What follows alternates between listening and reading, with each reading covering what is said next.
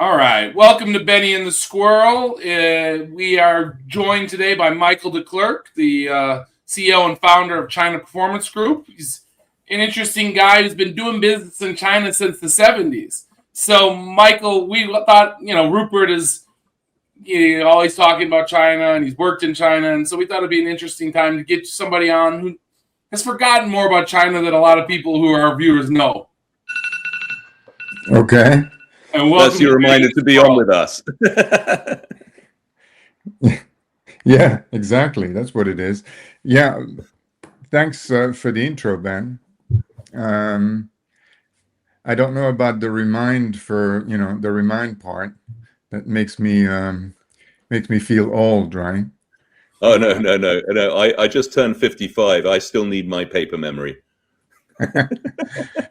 So yeah, I think that we just start off with this just to build a little narrative and like establish when you've seen the rise of China firsthand, and we've seen go from they didn't have enough like the book the Red Capitalism book where they didn't have enough money to send them to a UN event till now where there's drones and BYD is the best car company in the world, etc. I mean, give a little color and perspective of the rise, and then we can talk about where we think it's going to go. Where you see things going for the next 10 years or whatever. Yeah, it was. Where do we start? It definitely was an interesting ride from the time that you mentioned. The late 70s when I got involved with China. I first came in here in China in 1975, and then spent a few months, and I was in Beijing in 1976 for the funeral of Zhou Enlai, which was, of course, a milestone event in China's modern history, and certainly one that you could say bookends the beginning of China's, shall we call it, re-rise. So quick one, Michael. I think people should have a quick Zhou Enlai introduction, just how important he is in terms of modern Chinese history, because I think that would be helpful. Yeah, okay, sorry. One should not assume. Yes, Zhou Enlai was the very influential premier of China, if you want, Mao Zedong's right-hand man, highly educated. He was educated in Paris, among other places, and he managed to retain his role all the way through, including during the tumultuous period of the Cultural Revolution. So he's also the guy that met with Kissinger in those secret meetings, and he's the one who introduced Mao Zedong to the idea of a meeting with Richard Nixon in 1972. Yeah. I mean, he was the key to the unlock, right, of the Hermit Kingdom at that stage. Yeah, he's an interesting fellow because in terms of background, he's a Mandarin, he's one of these sort of blue bloods, which you would not expect to survive in this cultural revolution. But he was very intelligent, and he was revered, as I discovered during the funeral, by the masses in a genuine big way. Interesting. So what took you there? What took you to Zhou Enlai's funeral in '76? Just the urge of adventure of a younger Michael, or what was the premise? Well, I was indeed quite young. I was 21 years old actually when I think of it. But no, I was in Beijing at the time, staying at the residence of the French ambassador, and of course, the French ambassador was invited to the funeral, and I came along. And what was kind of interesting is that at the time, I was recovering, if you want, from a broken leg. So I went to the funeral on crutches. And these were these aluminum crutches that fit underneath your arm. And they were not very common. And I remember I got a lot of stares out of it. A lot of people saw this this foreigner, and the Chinese are not very good at telling Westerners' ages, so they probably didn't realize how young I was, and here was I on crutches, and that sort of got the message of this guy, despite his ailment, is still coming to the funeral, kind of thing. But for me, it was, I was a student of Chinese history and philosophy, and I was very much aware of the importance of Zhou Enlai. So it was a special. You can't perhaps use the word treat, but in a way, that's what it was for me, a special treat to be able to attend this important event. So, basically, when we think about the rise of China, though, like, what do you think were the key milestones? And then what do you think when we think about Xi Jinping, what is your view on, how he's done and where you think this is going to go as we move forward here, as there's a great power competition between the U.S. and China? Well, I mean, the key milestones, Ben, were, well, the first one I would say was, the Nixon meeting in 1972. And then you have the, if you want, the rise of pragmatism, I would say, under Deng Xiaoping, especially starting in 1978. When China started to open up, and it was this notion that, and you have to understand, I mean, maybe you guys probably get this, but the audience has to understand that China was emerging from a deep communist state, think sort of North Korea today. The Cultural Revolution had just ended, and the notion of the things that we're used to in the West were not familiar to the Chinese at all, starting with money. So money in China actually had no value, which sounds like a strange thing to say, but China was on a coupon system. If you were a millionaire, you couldn't invite your friends to lunch because you needed rice coupons. You couldn't give them a bicycle because you needed mechanical coupons for that. Money had no value. The other big thing was real estate. We're great. We believe in the value of real estate. Real estate was non-existent as a capital asset in those days, and all of that started to change when Deng Xiaoping basically said, there's nothing wrong with being rich. It's not a bad thing. And here again, that's telling because it was considered to be a bad thing. And so he unleashed at that time this natural tendency that the Chinese have to make money. I mean, let's face it, when you look at the world, especially Southeast Asia, and you pick the top 10% of the richest families in Southeast Asia, they may have Indonesian names, they may have Thai names, they may have Malaysian, they're all Chinese. In the top 10%. A global merchant class for over 1,000 years, right? I mean, it's... Exactly. So if you take the harness of that, then you create this natural impetus, and then and of course the West was encouraging it because you had this great thing, the Chinese market that was a fixation for a lot of capitalists in the West, especially in America. And so it started, and I would say it started in earnest in 78. If you look for other milestones, Ben, I would say 2001, I think, is when China accessed WTO. That would be the big other milestone. And of course, you have lots of milestones in between. Some of them were negative. You had 1989 with, the Tiananmen incident, which I'm using the the word that in the West is usually known as the Tiananmen massacre. But I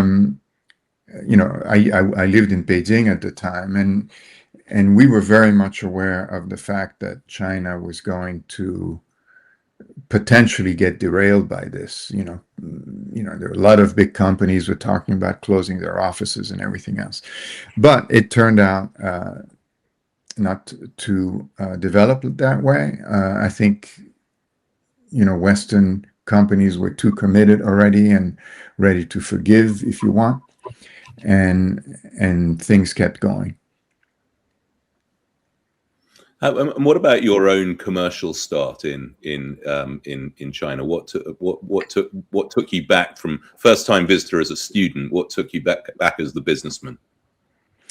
Well, it's a good question, Rupert. When I was a student, and I was a student at ANU in Canberra, my interest in learning Chinese was secondary to my interest as a businessman. And that was funny because my fellow students, my friends, would tell me, you're an idiot for studying Chinese because it's completely useless for business. Unless you want to do business with this little island called Taiwan, there's no point learning Chinese. You're better off learning Japanese if you want to pick a foreign language, an Asian language that would be useful. And I said, yeah, well, I'm interested. I get it, but I'm interested in Chinese as a language, as a culture. And it turned out to be fortuitous, because when I graduated soon thereafter, came on my first China trip, as I told you. And then I decided I was going to open an office in China, which I did in 1978. And that was typical of a foolish 20-plus-year-old guy, because there was no logical rationale for doing this. It was incredibly risky. My business plan did not generate any kind of financial support from banks or anything like that, because it was too early for China in 1978. But I'm thinking there's a great book about entrepreneurialism in China called Mr. China, right? And it's all about the early days of joint ventures, and that was 20 years after you were there. So I can only imagine how hard it was. Oh, it was so hard, Rupert, from a business point of view. I immediately created a two-tiered business. One was supply chain related, which is obviously what CPG is today. And I had the vision that China was going to be a great supply chain support for the West in general, a manufacturing base.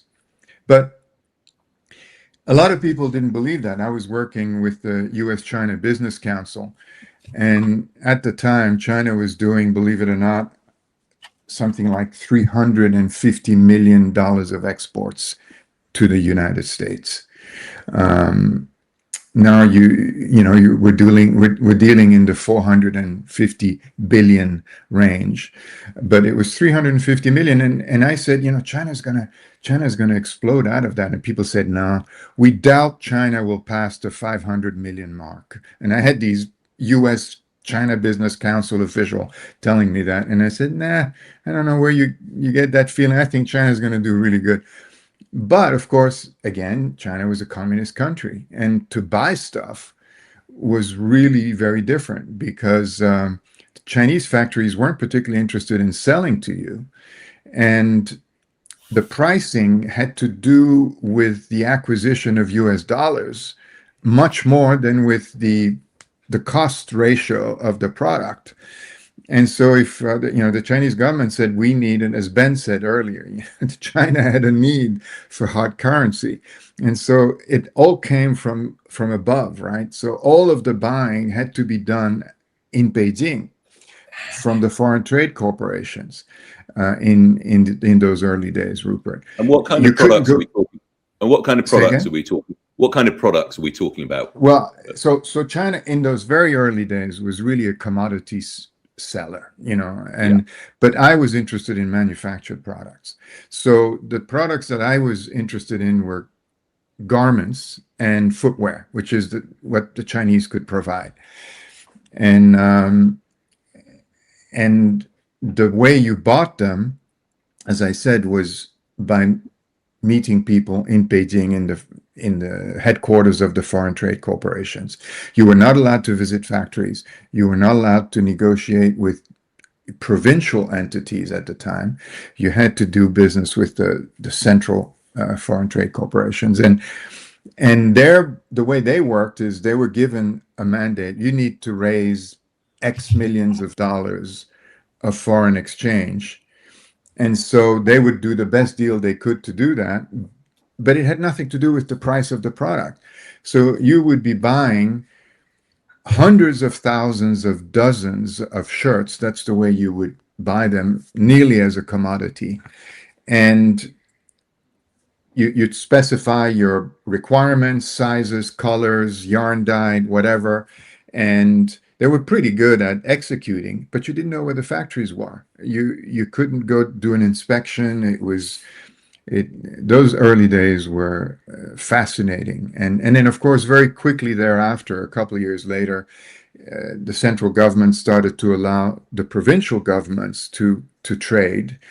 And it took a while, but I think by the mid 80s, Chinese private enterprises of a certain size and caliber were allowed to deal directly with the West. So now you could meet with the actual producers and make a deal directly with them without the intercession of Chinese bureaucracy. Is this when the sort of regional and city specialism started? I know that our first car factory was in a place called Wenzhou in Zhejiang province, and that was like the world capital of cigarette lighters before they started making cars. Yeah. But which phase were there? Is that the phase when that started? That started pretty much. The clusters is what you're referring to, and yes. China sort of, kind of in a natural. Nobody, I don't think, organized it. But China kind of naturally organized itself around these clusters, and they formed all over the place. But that was in the 80s that it started to form. Yeah. I think the tendency was probably in the 70s, but the impetus was in the 80s. And that's, to a certain extent, Rupert, that had to do with copycat. In other words, a Chinese factory would look at the neighbor and they say, whoa, those guys are making money. I better do something like that too. And it had the advantage of being able to try and capture the customer that visited the competitor next door and show them what you could do and kind of, give them a better price or whatever. And then, of course, that immediately create an environment of a support environment, a supply chain cluster. So if you were, for example, a garment cluster, you'd have the yarn, the buttons, all of the elements, the lining would be nearby, and that would increase your competitiveness.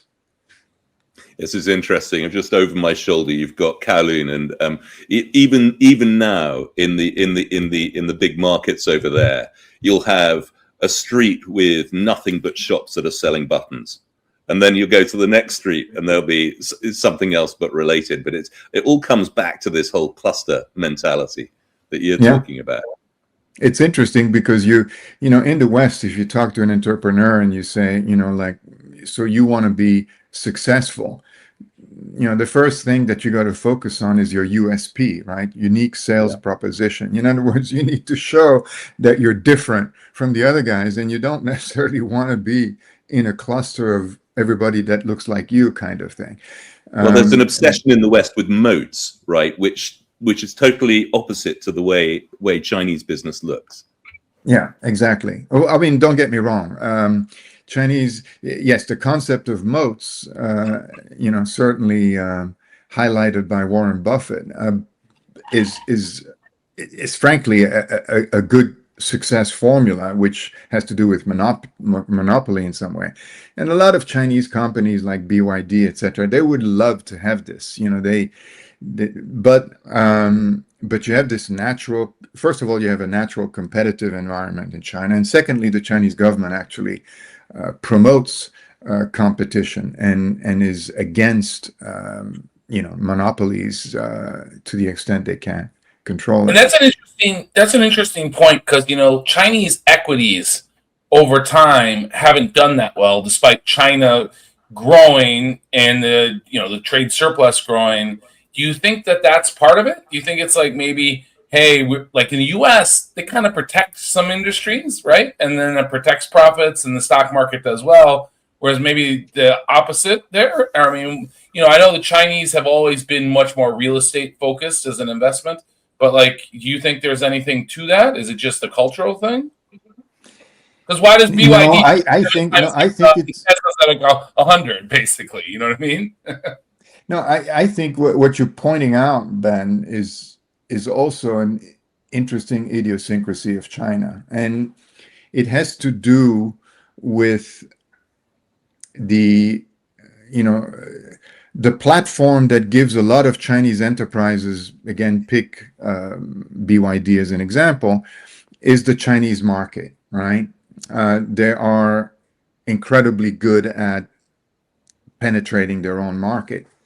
And so in the West, you have this somewhat peculiar, maybe Rupert knows the reason for it, but peculiar way of analyzing companies. You'll have people saying JP Morgan is, the biggest bank in the world, and the top 10 banks are those banks. And then you kind of look, and there's no Chinese banks in there. And you say, why not? And, except for the Chinese, they'll say belatedly. And they'll say this for many different categories of assets. They'll say the top 10 in the world, the top 5 in the world, except for the Chinese. And you say, well, why don't you just include the Chinese instead of saying except for the Chinese? And that is because I think and again, you guys have a better explanation perhaps, but my understanding is that it's very difficult to evaluate the extent, first of all, of I guess the real value, the real assets of these Chinese companies, because so much of it is within the Chinese geography, and I think there may be also a lack of transparency as to the veracity of perhaps of some of their assets. I'm not sure, but it's always interesting how for Chinese assets, you were talking about, Chinese stocks are not. You have a lot of it has to do with this moat, to pick on Rupert's word, that surrounds China itself. Because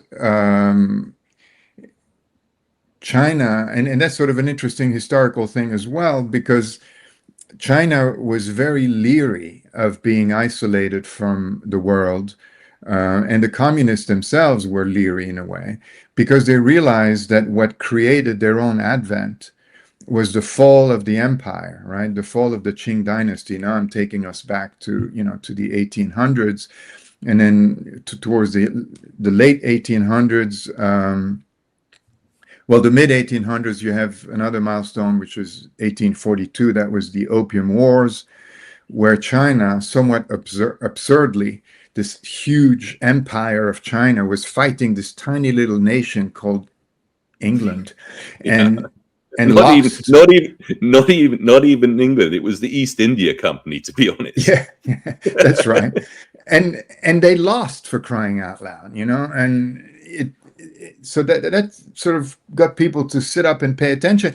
And why did they lose? Well, way back in the Ming Dynasty, now much further back, now in the 1600s, towards the later Ming, they kind of decided we don't need the world. We are the center of the world. And in fact, the China character for China, Zhongguo, is the first character is center, this country that's in the center of the world. So they had this attitude of we don't need the world, and they didn't want to talk to people and get in.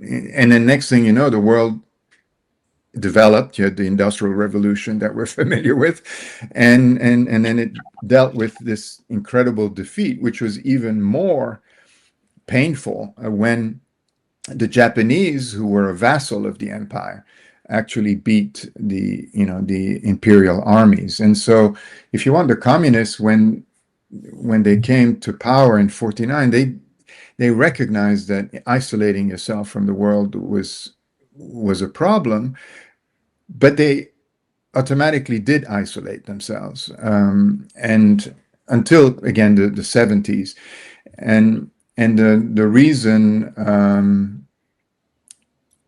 why the Chinese government, well, starting with Deng Xiaoping, they said we can't do this if we want to be great again, and so they had to open up, and even though communists were reluctant to open up to a capitalistic system, people like Deng Xiaoping said, you can say whatever you want, but it works.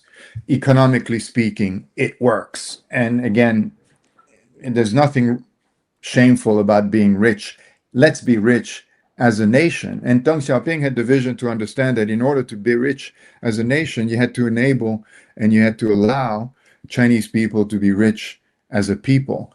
And so you had this very awkward and interesting thing where China became capital. It was it was and still is a communist country, but it has weird capitalistic attributes, including a stock market, which is frankly not a communist thing. But China still wanted to build a moat around it, and so it protected its own market. It protected its currency, the renminbi. It was very leery of foreign intervention on its currency. The Asia crisis was certainly a wake-up call, and reinforced that notion. So on the one hand, so you had all these things that made China this huge capitalistic free-for-all, and yet there was this element of control. There was this, if you want, this moat around China. And then as China continued to modernize, you had this, and there's so much to talk about, but one of the impediment of Chinese modernization in the early days, and I talk about now the 70s, was, strangely enough, the Chinese language.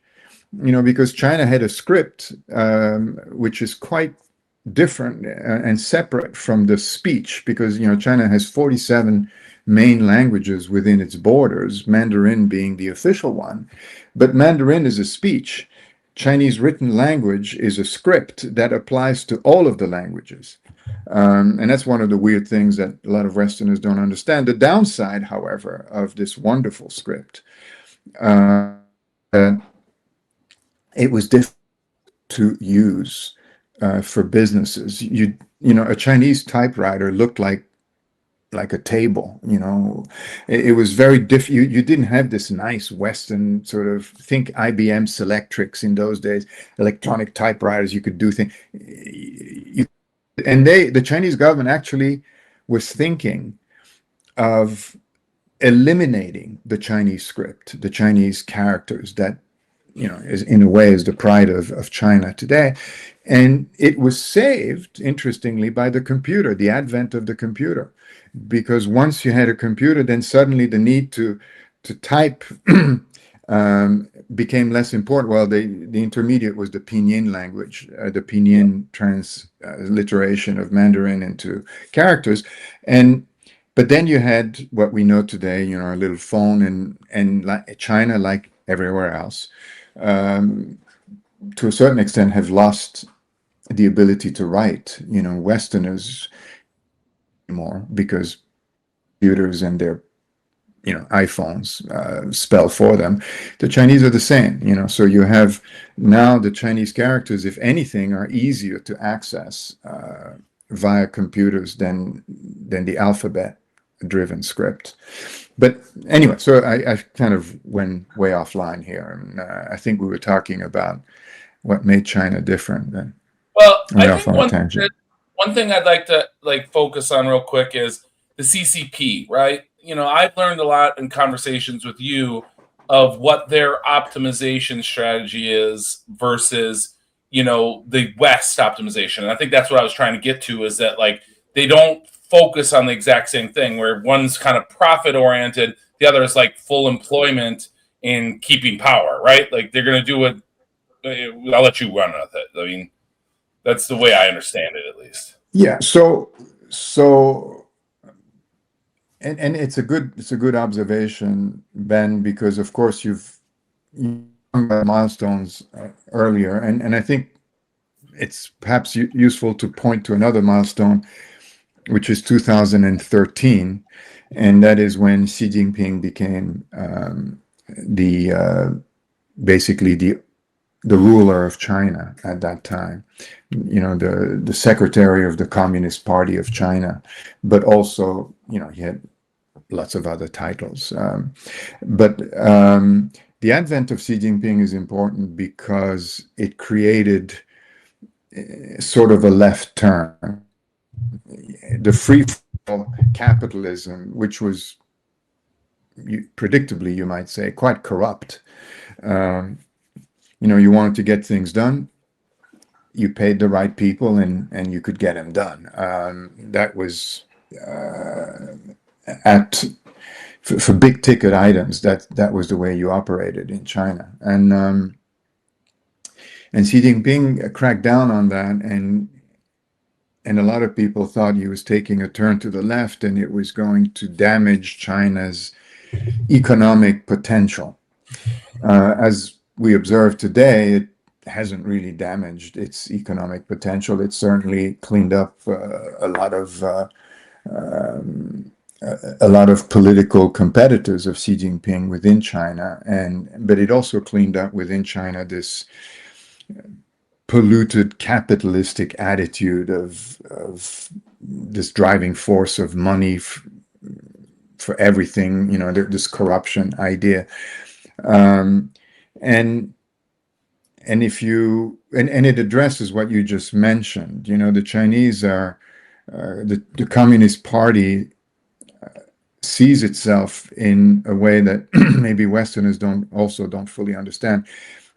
My view, even though they're not going to use that word, is they see themselves as the new dynasty, the new imperial dynasty, and they want to be in power for the next 1,000 years, if they can do it.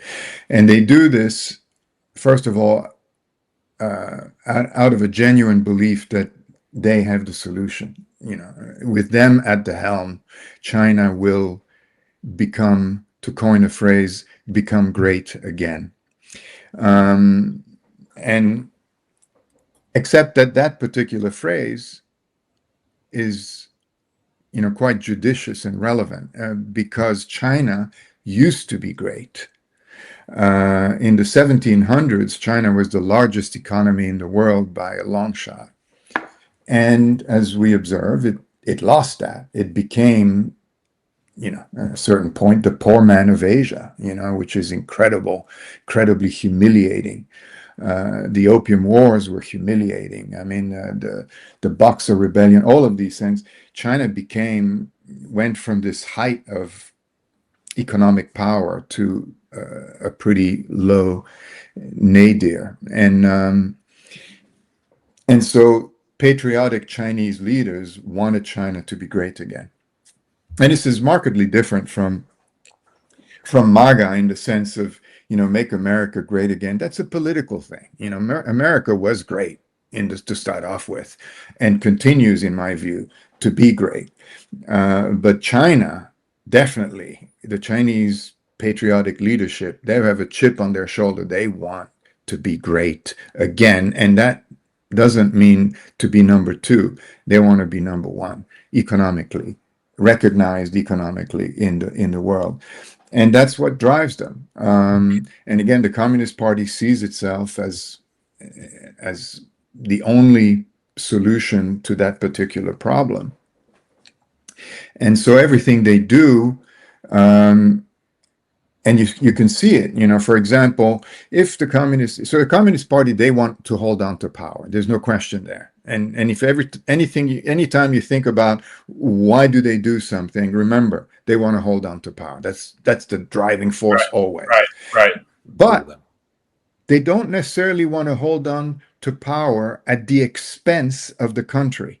And that's an interesting difference, because if you take on other communist regimes, take the Castro regime in Cuba, for example, they want to hold on, the communists there, they want to hold on to power. And frankly, we don't give a damn if Cuba does well or not, as long as we stay on top of the pile. The Chinese Communist Party wants to hold on to power because they believe they can make China great again. And so what do they do? They do things that are in a way contradictory to the typical coercive control of a country. Example, they are intent on raising the education level of the Chinese. They're intent on raising the poverty level, and they've done very well in this. They're doing things that frankly will challenge an authoritarian regime. When you have 10 million university students that are out of work, that's a very dangerous thing, to have as in terms of social discontent and in terms of challenge to the authorities. But they continue to do it. And that's a little indication, if you need one, that their ultimate intent is the greatness of China. And what do you think? Go ahead, Rupert. Go ahead. No, you go.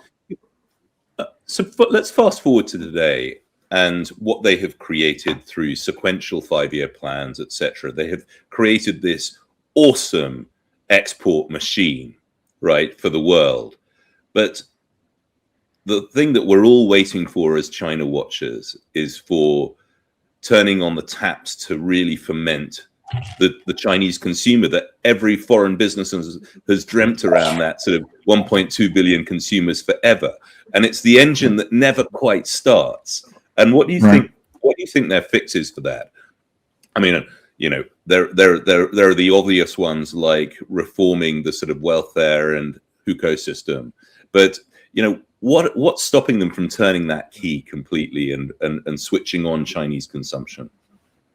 Well, I mean, you have addressed, Rupert, in a casual way, the two key reasons why the Chinese consumer market isn't functioning well, and that is the lack of a welfare system and the hukou system.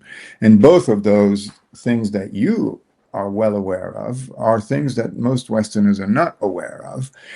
Starting with the welfare system, if you talk about socialism, and especially in America, and you use the word socialism, everybody thinks of this huge welfare net, giving money to people so that they can be comfortable, and you think of Bernie, and sort of the more left you go, the more social support you get, right? So if you're communist, which is way far left, it must be a phenomenal welfare. It isn't. It is not. It's sort of similar to, in some ways, may not be even as good as the American welfare system. And that, of course, automatically means that the Chinese have been, and they're used to this, obviously, because that's been the case for all of their life. If anything, it's improved a little bit. But they're used to hoarding their money, in case, what if, I have to go to the hospital, what if something happens? So Chinese are great savers, and they're poor consumers in a way. And then you have this other, which is completely different reason. And again, a strange thing for us to understand, which is the hukou system. Yeah. Hukou system basically says that, wherever it is that you're born, that's where you get your rights as a citizen, if you want. And by rights, I mean, you get to go to school there for free, maybe. You get to have perhaps kindergarten for your kids. Everything is where you're from. And if you're going to move to the big cities, and keep in mind, for the longest time, much more than 80% of the Chinese population was in the countryside. Now there's a shift, of course, to urban centers. But for a countryside person to move to an urban center, their hukou doesn't allow it. And so people then cheat.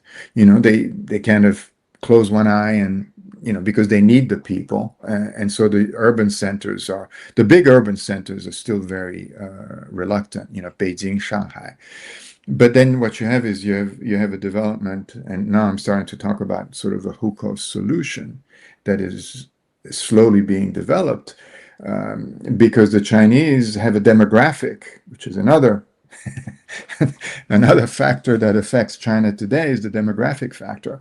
They have a demographic that requires more people, so they want to welcome the people from the countryside, and a lot of second or third tier cities are starting to waive the hukou system and allow people to benefit from the hukou of their own town, and I'm talking about smaller town like Hefei or Nanjing. I'm not sure actually if Nanjing has that, but that kind of thing, and they, to attract people, come from the countryside, live here, work here, pay taxes, whatever, and spend your money here. And so there is a strong Chinese incentive to create this, and this is what China always does. They want to have, the Communist Party wants to have their cake and eat it too. They always do. They're not willing to pick one or the other. Do you know what I mean? And so they want to retain the hukou, but they also want people to be big consumers. And the Chinese economy is weird because, as you pointed out, Rupert, only about, it depends, again, these are numbers that are sometimes difficult to evaluate, but between 25 and 45% of the Chinese economy is consumer driven. In the United States, I think that number is above 65%, right? And so the Chinese government wants to encourage people. So what do? They don't want to change the hukou. They don't want the welfare thing to change. And that's also a Xi Jinping thing, because he is afraid of laziness. And you can relate to that. You can understand that. He's afraid that if you give people a bunch of money to do nothing, they're going to be lazy. So he doesn't want to let go of that. So what does he do to create consumerism? What does the Communist Party do to create consumerism? Well, first of all, they've invented holidays, right? And when I started working there, you had no holidays. You were working 7 days a week. There was no Sunday. There was no Saturday. The only holiday that you had to do in the early days with lack of electricity. So, you'd have to take Wednesday off, because this way the sector of the town wouldn't consume as much electricity, and there would be a rotation. But then the Communist Party discovered if you give people holidays, they spend money. And so they created all these holidays. And today you have an interesting thing. They'll give, for example, a three-day holiday for Tomb Sweeping Day, but they'll combine it with the weekend, and that'll become a 5-day holiday. But in order to do that, you'll have to work through the weekend of the week before, and then you get your 5-day block of, and that worked up to a point. It used to catch me off guard the whole time. Let me change topics a little bit, and I want to talk about something that I think a lot. This is a financial-oriented podcast. Just before you go there, Benny. Just before you go there, Michael. One thing that you didn't say: what is the downside to hukou reform? Right? Okay. What? Because this, for me, I just don't understand why they haven't done it. Okay, so the hukou reform, Rupert, has to do with control. And as you know, the number one most important political thing that any Chinese provincial governor, any city mayor has to do is social stability. You know that, right? That's the way they're measured. They're measured by social stability. If you want to create problems, you go on the streets with banners, trust me, you're going to get a lot of attention. Black Lives Matter is not going to work well in China. Let's put it this way. But so if social stability is a dominant concern, then you start to understand why hukou is difficult to get rid of, because hukou is in a way how you maintain control over social stability. So if everybody has to report to their place of origin, you prevent, basically instability in urban centers. And of course, we the Westerners think that it's not necessary, and there's other solutions, which between you and me, there are. But it's a system that's in place, and then you have it works in that social stability context. And then you have this usual thing that bureaucracies suffer from, which is if it ain't broke, don't fix it. And from a lot of these Chinese government executives, they don't think it's broken enough to fix it.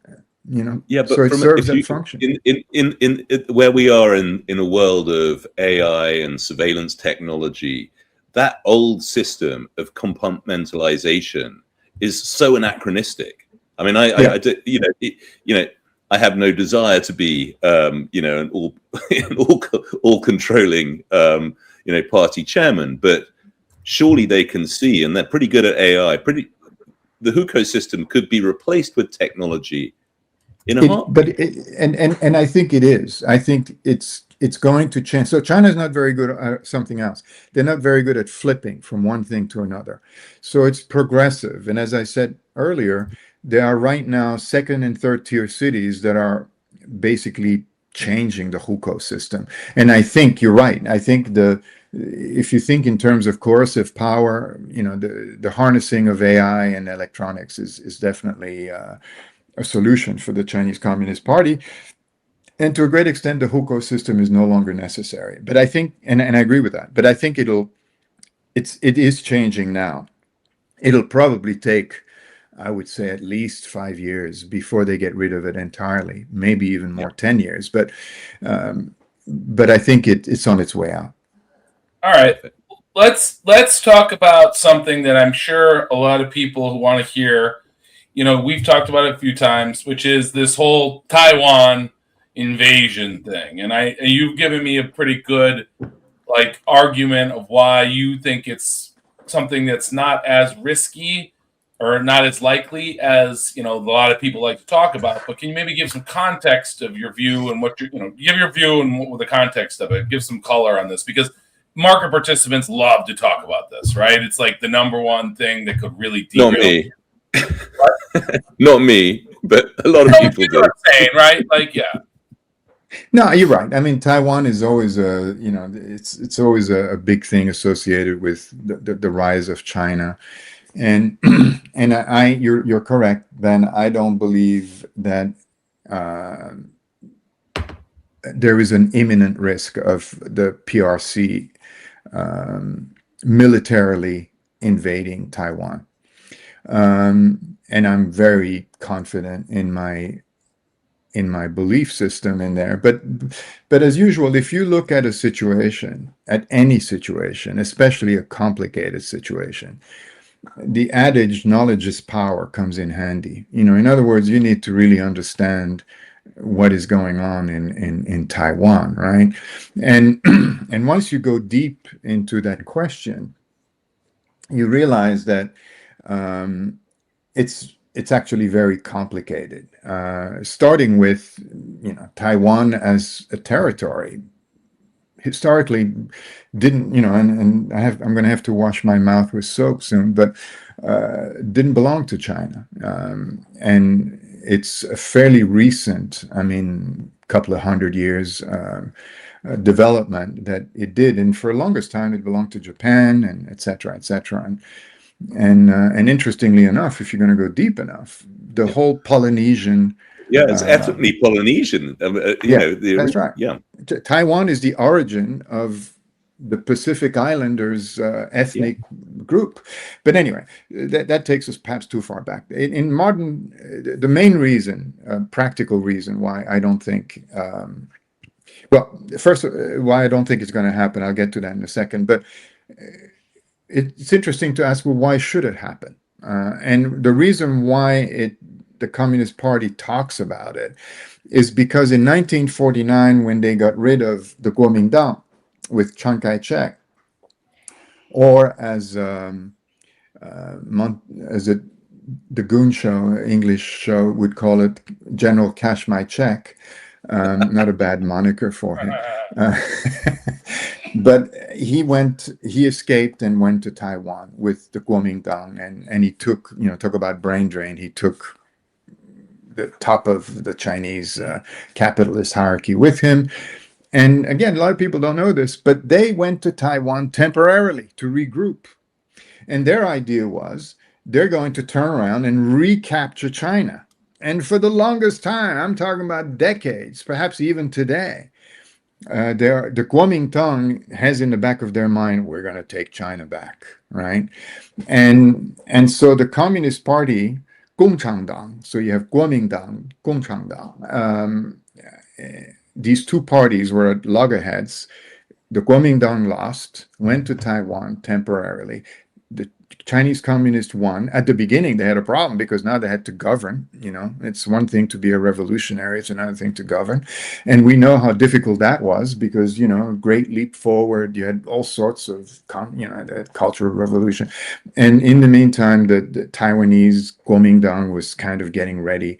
But of course, at the very beginning, they couldn't get the money. They were hoping for, when Chiang Kai-shek moved to Taiwan, he was hoping for support from the West, fellow capitalist kind of thing, and these were the days of Henry Luce of Time magazine. You had, Chiang Kai-shek's wife that was living in New York, a lot of effort trying to get the West to support it, but that effort turned out not to deliver the goods, and therefore we arrive at a situation now where Taiwan developed independently and China eventually got over its growing pains and became the giant of today, right? And China is recognized as an incredibly successful country, economically speaking. And this little thing is biting it in the ass, and it's called Taiwan because it's unfinished business with the Kuomintang. And that's a separate story, but it is also inconvenient because the Chinese communists, remember, they are saying we, the Communist Party, are the solution to making China great again. We're the only solution, not the Kuomintang, not this weird Western capitalistic thing. Our system is the solution. And Taiwan is not that system. Taiwan is a Western system of capitalism, which is a lot more successful by head of population than the Chinese communist system. An average Taiwanese is, I would say, 11 times richer than an average Chinese today. And so to make the case that, for us Chinese, the only solution is the Communist Party, Taiwan is an inconvenient, bad example of that. Anyway, so but the main rationale for why we want Taiwan back is this loggerhead thing between the Kuomintang and the Gongchangdang, the Communist Party and the Kuomintang, and it's unfinished business. We want that back. So that's the desire, Ben. But now between desire and reality, there's a step. And in the case of Taiwan, there is 85-mile bit of water. And you also have opprobrium at a global level, so you have these two things to consider. And so the Communist Party has done a great job dangling Taiwan as sort of something that we got to do, and using it, pulling it out of the drawer whenever it was interesting to sort of get people to focus on that issue. And it's a very useful thing for the Chinese to do. But to execute on the military takeover of Taiwan is risky. And now you have a risk-reward ratio, Ben, that the Chinese are very good at. Chinese are if they're nothing else, they're very pragmatic, right? So they have to look at the risk and the reward. And if you analyze both of those things, you and you try to do so from their point of view, from the Communist Party point of view, it doesn't take long to realize that the risk is not worth the reward. Yeah. Starting with the reward. What's the reward? The reward is you take over the island. That's nice. We in the West, we think, the chip making thing is going to be the feather in the cap, but that's not the real reason. Let's keep in mind it's a political thing. That's the main reward, right? So take over Taiwan is the reward, right? What's the risk? Look, the bottom line, we can write books about this, but the bottom line is the risk is that the Communist Party loses power. That's what the risk is. Yep. And you're going to say, well, why is that risk? Well, come on, why would they lose power? That's ridiculous, right? No, it's not ridiculous. It's certainly not ridiculous from the Communist Party's point of view, because if you, again, go back to a couple of things I mentioned about, you remember what I said about social stability, right? That's, a lot of people think, what does Xi Jinping worry about? What stops him from sleeping at night? Is it big bad Donald Trump? Is it, I don't know, Putin, or is it the nasty little sort of Afghanis and maybe Tibetans and maybe Uyghurs? Nah, none of those worry him. What worries him is if the people rebel, if the people, that is what drives every single major policy of the Chinese Communist Party. Now, if you gear up, attack Taiwan, and fail, you lose. And whether you believe this or not doesn't matter. They believe it. And therefore, that reward, which is always going to be there, we got to get there. Executing on the reward or keeping the reward hot in your little hand is nearly the same thing. Think of Putin at the border of Ukraine saying, "You son of a gun, I'm going to invade you." They got a lot of negotiation power just by doing that. And then they went ahead and invaded, which is the other reason, Ben, why I don't believe it's any such thing as anywhere near imminent, is Ukraine. Because Ukraine, they had to cross a line in the sand, not miles of water, and look what happened, right? And I think that the Communist Party pays attention to that. And then you have this other factor which I mentioned earlier, the global opprobrium, which is linked to Chinese opprobrium. So the reason why, if the Chinese attack Taiwan and fail, don't forget it's a civil war that we're talking about.